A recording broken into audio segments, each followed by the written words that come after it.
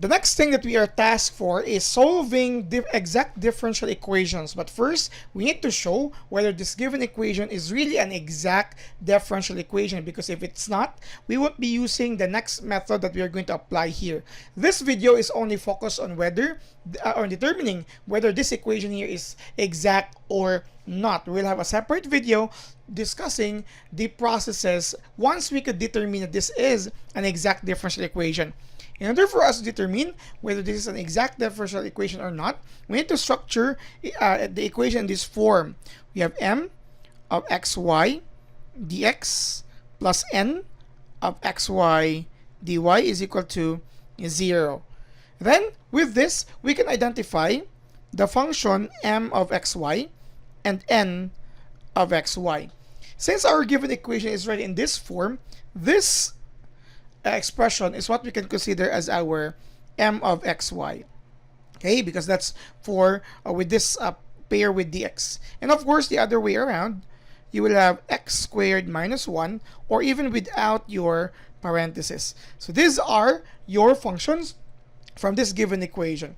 To determine whether this equation is an exact differential equation, we need to show that the partial derivative of m with respect to y is equal to the partial derivative of n with respect to x. Okay, so we need to show that this is true, and if it is, then our equation is an exact differential equation. Take note, we are using here partial derivatives because we are only going to take the derivative of m with respect to y and for n with respect to x. So let's show it here.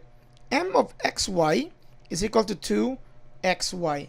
If we are going to take the partial derivative of m with respect to y, that would mean we are going to treat x as a constant. Okay? So once we take this x as a constant, it would be 2x now, considering as a constant with respect to y. Or, yeah, with respect to the variable y. Hence, the first order partial derivative of m with respect to y is 2x. As we again take this as a linear equation, we have power of 1. Okay? Because we're treating this as constant. Now, let's take a look at n of xy, which is x squared minus 1. Now, we are going to take its partial derivative with respect to x. Take note that this 2 should not be interchanged. It should be in that exact form.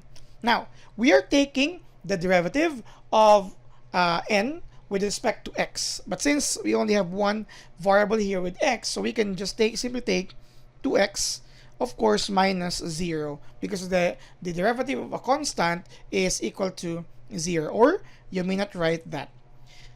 From here, we have established that the partial derivative of m with respect to y is equal, that's 2x, is equal to the partial derivative of n with respect to x, which is also equal to 2x. This shows that our given equation is an exact differential equation. Thus, we are going to use as a method in solving for this equation true for exact differential equation. We will have that on a separate video. Thank you very much for watching.